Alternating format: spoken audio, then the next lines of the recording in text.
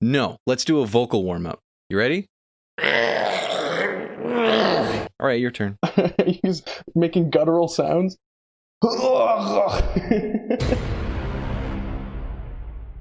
could probably just jump into it. Yeah. Like when he jump into the ring. Exactly. Oh my god. Like Brock Lesnar jumps up onto the ring.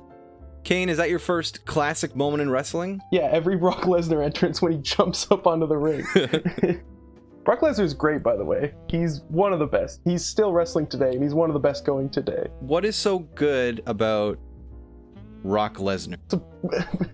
Brock Lesnar, for a long time, left wrestling, went to UFC, and just won a lot, and just beat the crap out of a lot of people. And then when he came back to wrestling, people were like, oh, this guy's really big and scary and could legitimately beat people up.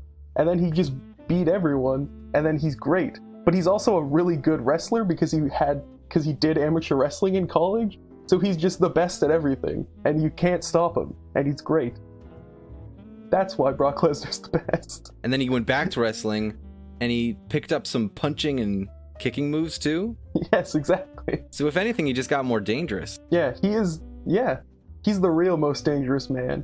Is that still a thing that people call people? Because Mike Tyson used to be like the most dangerous man alive. Do people still like hold that title? Like, is Tyson Fury the most dangerous man alive now because he's the heavyweight boxing champ? Is that Super Saiyan Mike Tyson? Is that Mike Tyson when he evolves? Yes. Yes, it is. Was Goldberg the most dangerous man in the world? I don't think so. I don't think Goldberg ever was called that. Goldberg was also pretty cool. Because Goldberg's whole thing was just, I'm going to beat you in 7 seconds, and that's going to be the whole match. And then he did that 173 times. Whoa. Wait, in 170 times, he beat him in 7 seconds. I don't remember the exact numbers, but he went undefeated for like 170 straight matches or something. And then he lost because Kevin Nash shocked him with a cattle prod. Okay. That's not fair. Wrestling's stupid. Speaking of stupid, you want to hear my favorite wrestling moment? I do want to hear your favorite wrestling moment. It's Rey Mysterio versus Eddie Guerrero. Custody for Dominic. Oh, the custody for Dominic ladder match? For those who don't know, Rey Mysterio had a son named Dominic, but then it turns out it wasn't his. It was Eddie Guerrero's. So instead of going to court over this, WWE booked both the wrestlers in a ladder match. They sure did.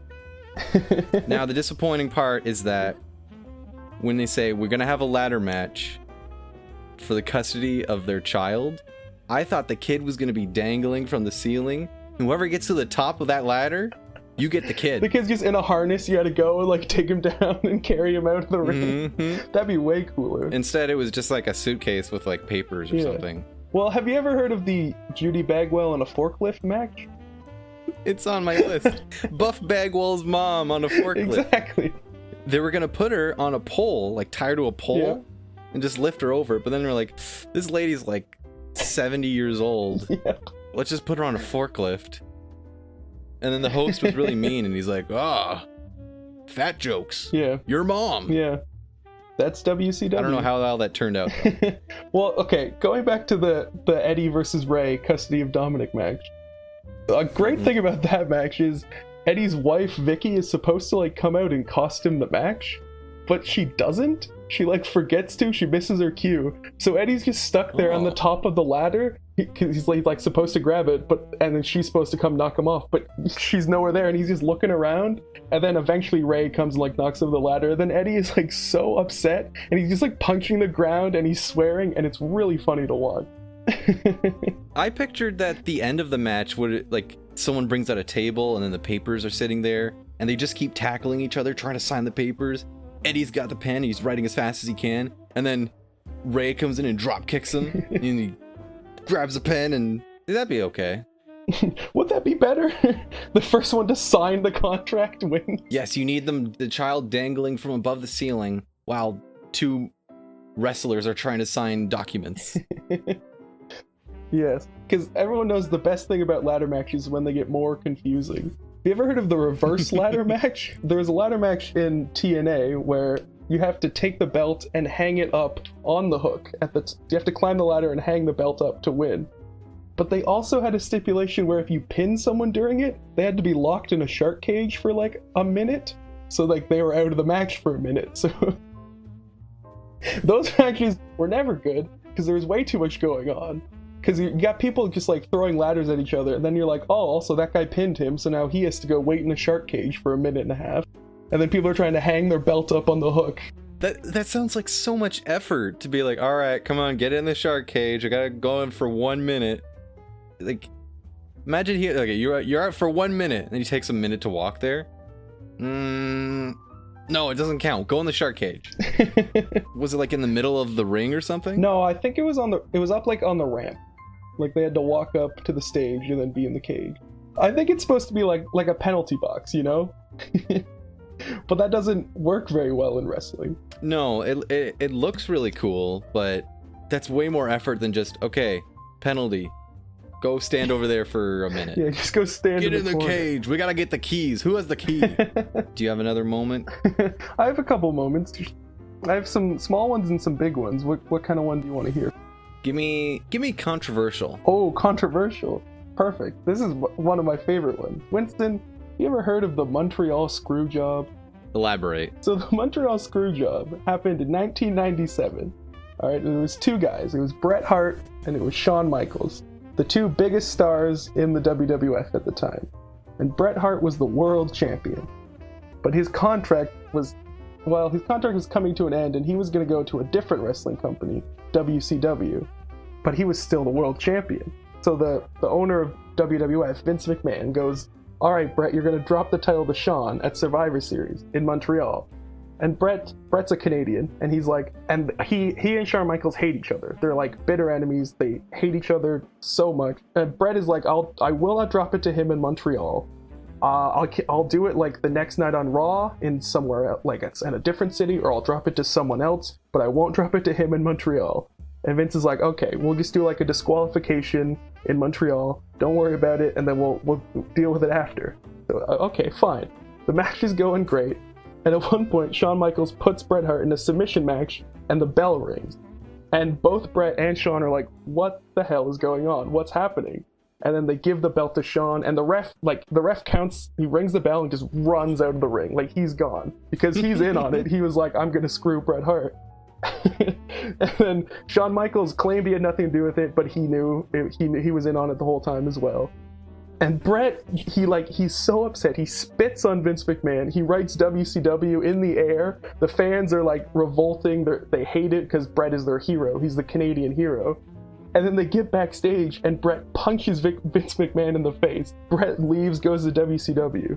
It's the craziest thing to ever happen. People are still convinced that it was fake, that it wasn't real, even though everyone involved had been like, nah, we screwed him. Like, this was not supposed to happen, but it's what we did. Because they thought Bret was just going to leave with the title. Now, is that kind of the moment where WCW started to beat WWE? Actually, that's the moment WWE started to beat WCW. Because it was... Oh, because I know for 2 years WCW was beating them. They were, yes. That was because of something else that we can talk about later. We should probably elaborate that nowadays wrestling is pretty much like the big league wrestling is all WWE. Yeah. Wacky wrestling entertainment. It's definitely wacky, that's for sure. And back in the 90s, the rival was WCW, World Cool Wrestling.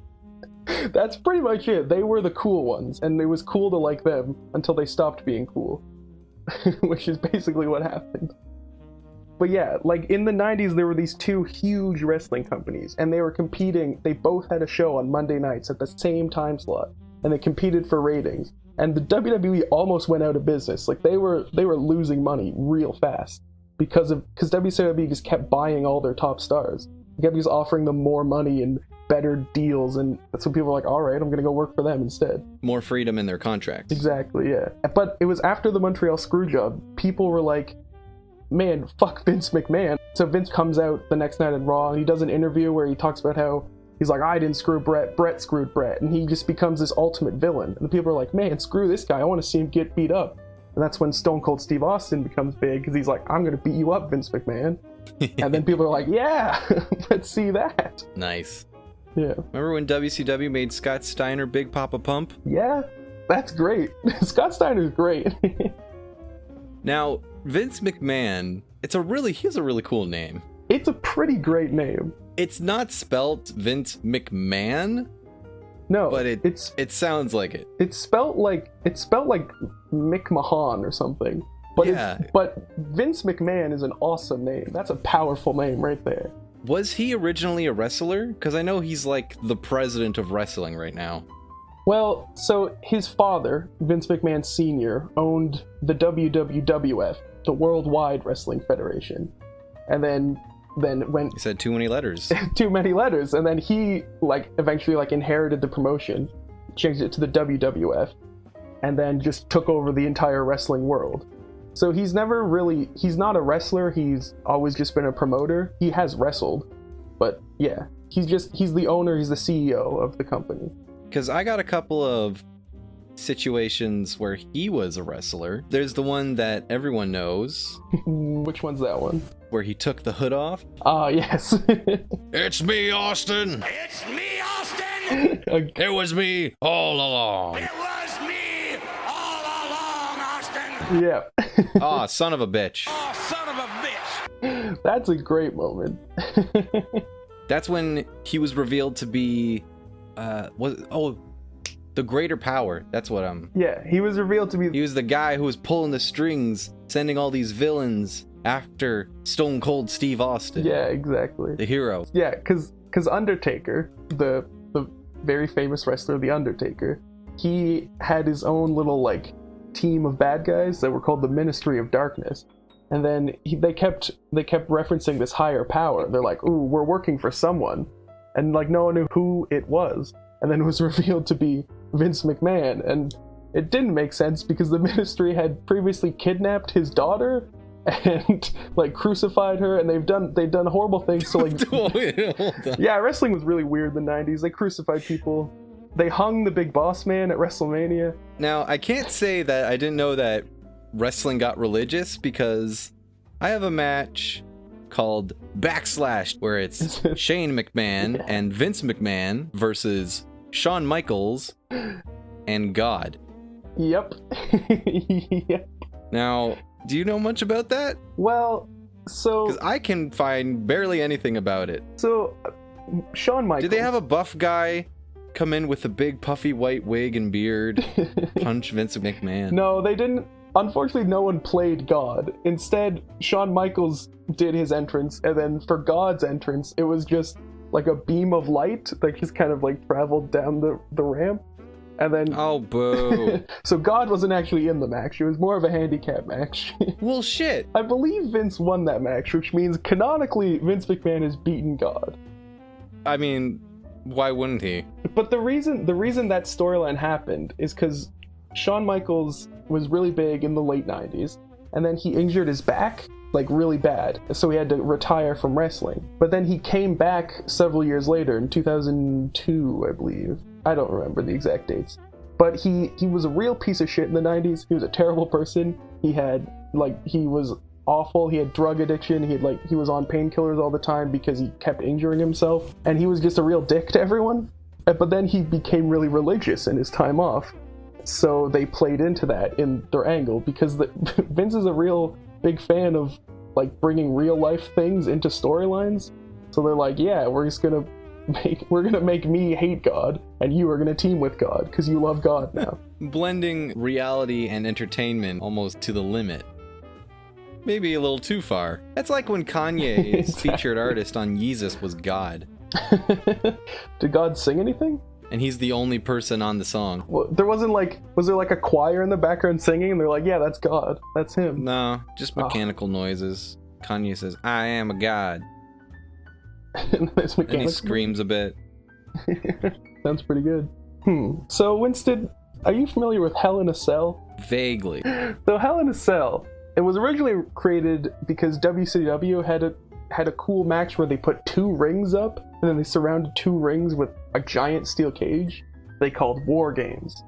And Vince Ooh. McMahon was like, we can do something cooler than that. We're gonna do a supercell that's like twice as big as theirs and has a roof so you can fight on top of ours. And we're gonna call it Hell in a Cell. And this is the match where there's a very famous moment in the second Hell in a Cell match where it's Undertaker versus a guy named Mankind. And he throws Mankind off the top of the cell. And he plummets like 20 feet through a table. And they like reel him out on a stretcher and they're like, oh no, he's dead. But then he gets back up and fights again.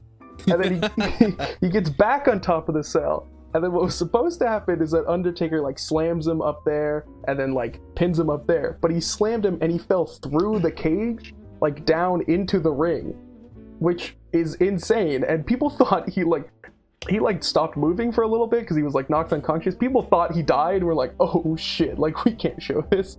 But he lived. Because they were shining the spotlight from God on him. Exactly. God. Oh, and here's God with the assist. Son of a bitch. Yeah. But Hell in a Cell has a lot. It's been a stipulation that has existed since then, since the first one, because it was so popular. And they still have it every year. They have a pay-per-view named Hell in a Cell where they have one every year. It's always really fun to watch. If you're interested in just like the carnage side of wrestling, where it's just like people smashing each other into steel cages, watch some Hell in a Cell matches. They were great. Which one was the guy that got smashed? Mankind? Mankind, yeah. And then he just got up off the stretcher. That reminds me of that time that Jaden Smith was performing a little concert and then he passed out because he was rapping too hard. And the EMS came up to bring him back to life. And then when he came back, he kept rapping. That's pretty sick. Not gonna lie, that's pretty awesome. I'm on board for that. He's got that Smith blood in him. Speaking of movies, though, yeah. I have a list of wrestlers that went on to star in movies. Ooh. And they're all great. You ready? Well, some of them are definitely great. Some of them are great in other ways. Some of them are great, and some of them are the best. Now, for Stone Cold Steve Austin, yeah, he likes to crack beers on people's heads and drive a truck into the ring. He sure does. He was in Smosh, the movie. Wait, hold on. He was in Smosh, the movie? Yeah. I completely forgot that. Remember the time in like 2014 where just every YouTuber was just making movies for some reason? You had the Smosh movie, you had the AVGN movie. Probably others. Those are the only two I remember. I'm gonna watch Smosh's original film, Ghostmates. Oh my god, I remember ads for Ghostmates. I still watched Smosh at that time. Does it look good? Do you think it'll be good? Oh yeah, I think it'll be great. Ghostmates? Oh good. What's not to Great. love? I'm looking forward to it. Next I got Goldberg, also known as Bill Goldberg. He was in the Longest Yard, right? He was in The Flash. He was in The Flash? Yeah. As who?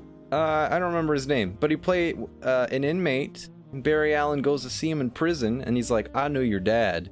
And he's like, wow, that's great. And then he puts him in China. Really? Because he always wanted to go to China. Wow. You know who else is in The Flash? Wow. That I noticed? Edge. Also known as Adam Copeland. That's his right. actor name. Yeah. Okay, what I know about Edge is that he's got really cool hair, right? Yeah, he's got great hair. And then in The Flash, it's like all shaved off. Yeah, he cut his hair short for... Edge is my favorite wrestler of all time. Edge retired in 2011 because he had like a neck injury. Chris Jericho was your favorite wrestler. Chris Jericho is probably my favorite current wrestler. Edge is my favorite of all time. Okay. Yeah. Well, oh yeah, so Edge he started acting after he stopped wrestling, and he cut his hair down because that's just like more of a natural actor thing, you know? And he had just like generic actor hair. But then now he's grown it all back, and he has long, luscious hair again. Great. If only he grew his hair so he could look really cool when the Flash sticks him in a nuclear reactor and gives him super cancer and kills him.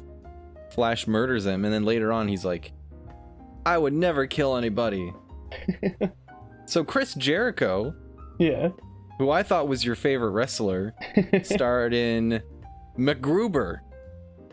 He's in MacGruber? And MacGruber is a parody. Ooh, uh-oh. Uh-oh. Oh, no. I guess no, I hate Chris Jericho. Like Chris Jericho, no. Oh, you stink! What is MacGruber? I've never seen it. MacGruber is a parody of that action show from the 80s where the guy had the mullet. The A-Team. We got Andre the Giant, who's did his famous role in The Princess Bride. Oh, he's so good in that movie. Yeah. Andre the Giant seemed like a bit of a troubled man, but a gentle giant. He was a gentle big man. Apparently, he used to, after that movie released, he used to carry around VHS copies to backstage wrestling shows and make people watch it with him. So he was so proud of it. I like to imagine he's got a TV and a VHS on a trolley. Like when you're a kid at school and they wheel in the old TV with the VCR and you're like, yes, yeah, I get to watch Magic School Bus today. Next we got Macho Man Randy Savage in Spider-Man. Spider-Man, yes, Bonesaw. Bonesaw's ready. That's his last ever filmed elbow drop is in that movie. Huh. Yeah. I mean, I knew that. Because he died shortly after. He had a couple more wrestling matches. The Macho Man's great. He is. He was like the first part of that movie where I was like, wow, this is awesome. Yeah. Oh, except for Bruce Campbell. He's like, what's your name, kid? A human spider. Oh, that sucks. Boo. But yeah, Macho Man was also in a bunch of other things like Slim Jim commercials. Slim Jim ads, yep. He was in a lot of those. Skyrim. Oh yeah, he's famous for being a dragon in Skyrim. John Cena started off with a little bit of a movie role where he'd mostly play like police officers and army guys. Mm-hmm. But now he's had a bit of a resurgence because he's starring in Scooby-Doo WrestleMania Mystery. Who else? Oh, Scooby-Doo. There was a weird time where WWE just partnered up with old Hanna-Barbera cartoons, and there was a Jetsons and WWE crossover, there was a Flintstones one, there's a Scooby-Doo one. I think Surf's Up 2 is for some reason a WWE movie where there's an Undertaker penguin, there's a John Cena penguin. Is there an Undertaker penguin? Yeah, he's got long hair and a hat. I'm gonna look this up right now. Undertaker was my favorite as a kid, next to Rey Mysterio, because he wore pants. Which one wore pants, Rey Mysterio or Undertaker? They both do. They do, you're right. Oh my god, he's so cool. He's got kelp for hair. Right? Oh, it's called Surf's Up 2, Wave Mania. We gotta watch that. We gotta watch that right now. Pause. It's got nothing but wrestlers in it. Vince McMahon is in it. He is? Oh, doesn't he play a seal or something? I feel like there's someone who's a walrus or a seal. Shouldn't he be Vince McMahon should play a manatee? Vince McMahon-atee, come on, it's right there. Do you think they'll ever, once Vince McMahon passes on to the wrestling ring in the sky, do you think they'll make an event called Vince McMania? No. Okay. I don't think so. He's not one for putting his name on a lot of stuff, you know? He's just one for fighting God. And the great thing about Vince McMahon is he himself was always willing to be the butt of a joke. For the entire Vince versus Stone Cold Steve Austin feud, he never beat Austin a single time. He never got one up on Austin for the entire 3 years they fought. And it's great. And Vince McMahon's great. I love him. He's the best. We've gone this whole time without mentioning the golden child of independent wrestling, Hulk Hogan himself. Oh man, Hulk Hogan. And he left wrestling for a little bit so he could go to Hollywood. He did. And he started he was in Rocky 4, that's for sure. No, Rocky 3. Sorry, I've only seen Rocky 1. How do I know that more than you? But okay, he starred in a whole bunch of terrible movies. Yeah. One after another, until he starred in Gremlins 2, The New Batch. He's in Gremlins 2? Mm-hmm. I don't think I knew that. That's pretty cool. During Gremlins 2, during one of the exposition scenes, the film reel will just burn up, and then it cuts to the audience, and Hulk Hogan's there, and he's like, "Those gremlins are ruining the movie!" And he says he's gonna crush them with his bare hands. What? And he looks at the camera and says, "Have a good time, folks." And he goes back to the movie. Hulk Hogan saves the movie. I love that. That's great. And finally, the most famous movie star wrestler ever, Rock the Dwayne Johnson. Yes. He was in the best movie of all time, Be Cool, the long-awaited sequel to Get Shorty. Were either the things you just said real? Name one of his movies. The Rock? Yeah. I saw the Scorpion Skyscraper. King. The Scorpion King. The Skyscraper King? The Skyscraper King. The one where he has to turn into a skyscraper. He turns into imagine if Skyscraper was a giant rock fighting a mechanical skyscraper. I'd watch that movie. Sounds way more interesting than one-legged Dwayne climbing a building. See, his movies have like stupid premises like that. It's Dwayne Johnson versus a skyscraper, but it's never that type of craziness. Yeah. Dwayne Johnson versus a gorilla. I was just gonna bring up Rampage. Why didn't they make a giant rock where he got to fight the gorilla? That would have been way cooler. Isn't the movie like the animals get some sort of gas that turns them giant? Yeah. Give the rock the gas. Exactly.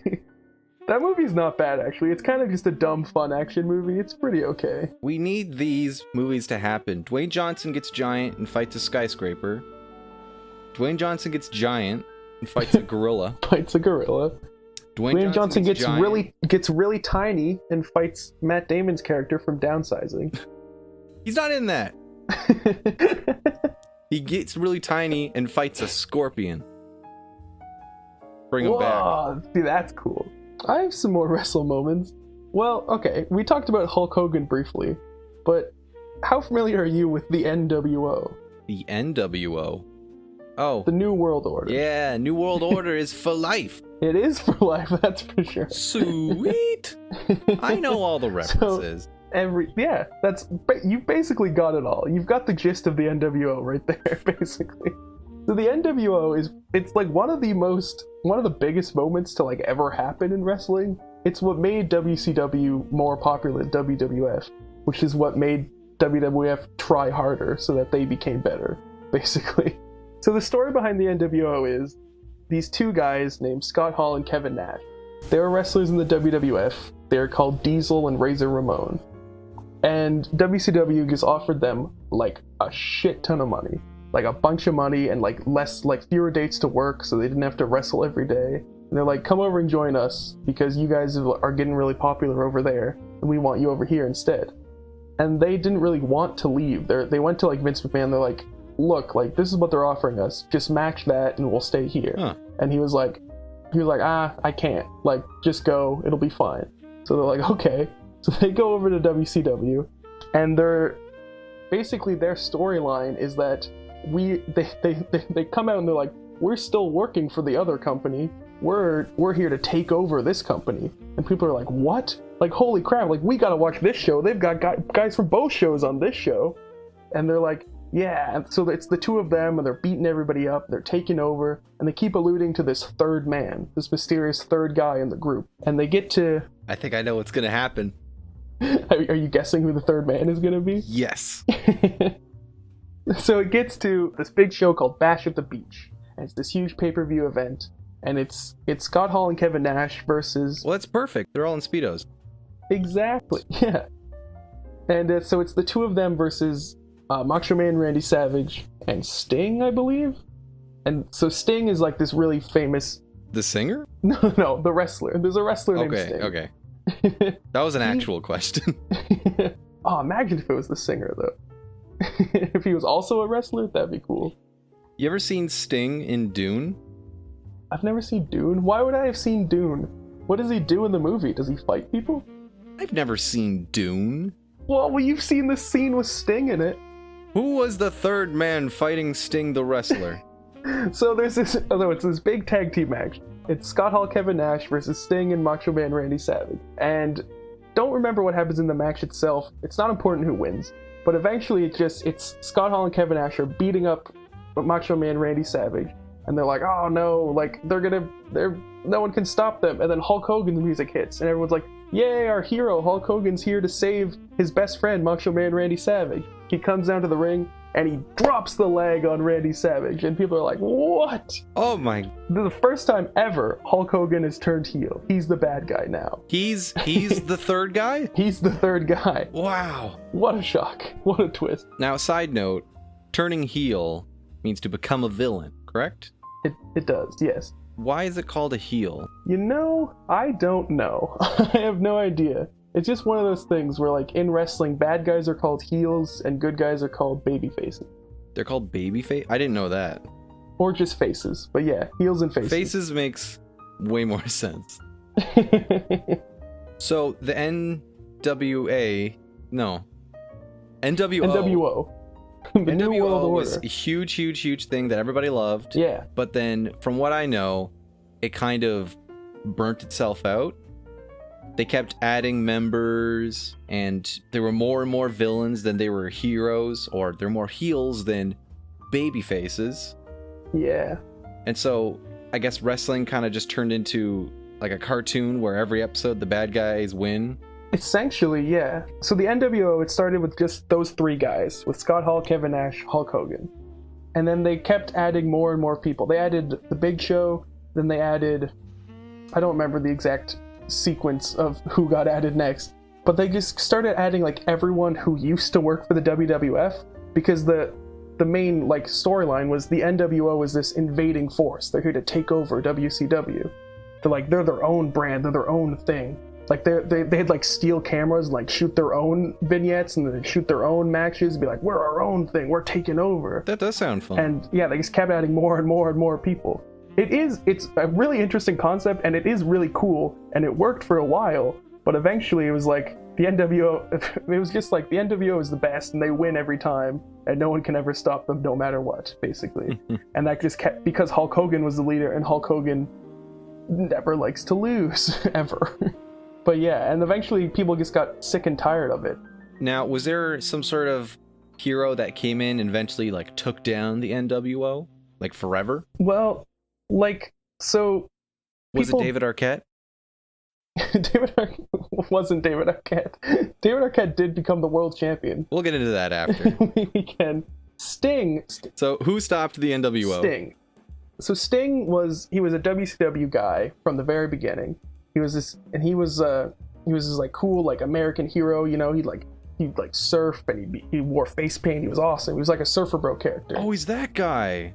Yeah. But then, so Sting goes away for a while, and he basically just becomes the Crow from the movie The Crow. And Sting, for months and months, he shoots vignettes where he's in the rafters, just like watching the NWO. And the NWO gets like more and more paranoid and stuff. And eventually it leads to Sting versus Hulk Hogan at the main event of whatever big, I think it was Starrcade, it was some big pay-per-view. And this is when like Sting should have won, he should have beat him like clean, but they did a bunch of just like, I don't remember the match exactly, but they did a bunch of just like bullshit interference, and it just kind of like fell flat. And then the NWO just stayed together and stayed strong for way longer than they should have. And no one ever I don't think anyone ever officially like took down the NWO. There was like a Civil War storyline at some point where there was NWO Wolfpack and NWO Black and White, I think was the other one. I don't know. Black Panther? Yeah, it was Black Panther and the Wolfpack, and they fought. Yeah, you said Civil War. Exactly. That's cool.